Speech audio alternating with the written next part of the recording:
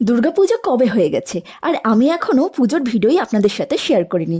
তাই ভাবলাম এখন আর পুজোর প্যান্ডেল দেখিয়ে কি হবে, তার চেয়ে বরং পুজোয় কলকাতায় ঠাকুর দেখতে গিয়ে আমরা যে হাস্যকর ঘটনার সম্মুখীন হয়েছিলাম সেটাই আপনাদের সাথে শেয়ার করি। নমস্কার বন্ধুরা, অর্ঘ্য অতিথির আরও একটি ভিডিওয় আপনাদের স্বাগত।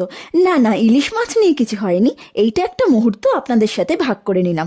দশমীতে শ্বশুরবাড়িতে জোড়া ইলিশের নিয়ম আছে। জোড়া ইলিশ এনে পুজো করে সেটিকে রান্না করা হয়। এই নিয়ম অনেক বাঙাল বাড়িতে পুঁটি মাছ দিয়েও হয়। তা আমার একটু শখ হয়েছিল ইলিশ মাছ কাটার, তাই আমি মাঠে নেমে পড়েছিলাম। কিন্তু শেষ পর্যন্ত আমার আর মাঠে টিকে থাকা হয়নি, কারণ বর্জ্য পদার্থ ভেবে আমি মাছের পেট থেকে সব ডিমগুলি বের করে ফেলে দিচ্ছিলাম। তাই আমাকে মাঠ থেকে বের করে দেওয়া হয়। সুতরাং আমার ভিডিওটি এখানেই সমাপ্তি হয়ে যায়। মজা করছিলাম। চলুন এবার আমি বরং আপনাদেরকে ওই হাস্যকর ঘটনাটি বলি। পুরো আমাদেরকে বোকা বানানো হয়েছিল। কলকাতায় ঠাকুর দেখতে গিয়ে দেখি এক জায়গায় এইরকম জীবন্ত দুর্গা মা ব্রহ্মা কুমারীর প্লাকার্ড হাতে নিয়ে একজন দাঁড়িয়েছিল। তো স্বাভাবিকভাবেই আমরা আগ্রহী হয়ে আরও দর্শনার্থীদের পিছু পিছু জ্যান্ত মা দুর্গা দেখতে যাই। কিন্তু সেখানে গিয়েই দেখি অবাক কাণ্ড। যেখানে আমাদেরকে প্রবেশ করানো হলো সেখানে মা দুর্গার কোনো চিহ্নই নেই, অথচ ওনারা মাইকের প্রচারও করছিলেন।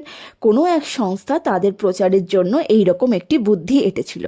ওনারা জ্যান্ত মা দুর্গার টোপ দেখিয়ে মানুষকে আকর্ষণ করছিল, যাতে মানুষ তাদের ওই সংস্থার বিষয়ে জানতে পারে। তবে হ্যাঁ, ওনারা আমাদেরকে কোনো জোর করেননি যে তাদের কথা শুনতেই হবে। আমি তো বেশ ভিডিও করতে করতে যাচ্ছিলাম, কিন্তু যখনই বিষয়টি বুঝতে পারলাম ভিডিও করা বন্ধ করে তাড়াতাড়ি সেখান থেকে বেরিয়ে এসেছিলাম। পরে দেখছি আমাদেরকে যেখান দিয়ে নিয়ে যাওয়া হয়েছিল সেখানেই জ্যান্ত প্রতিমা পর্দা দিয়ে ঢেকে রাখা হয়েছিল। বেরোনোর সময় যা দর্শন করলাম। ভিডিওটি এখানেই শেষ করলাম। সুস্থ থাকবেন, ভালো থাকবেন, সঙ্গে থাকবেন। আরও আকর্ষণীয় ভিডিও পেতে চ্যানেলটিকে সাবস্ক্রাইব করতে কিন্তু ভুলবেন না। ভিডিওটি ভালো লাগলে লাইক এবং শেয়ার করে দেবেন। ধন্যবাদ।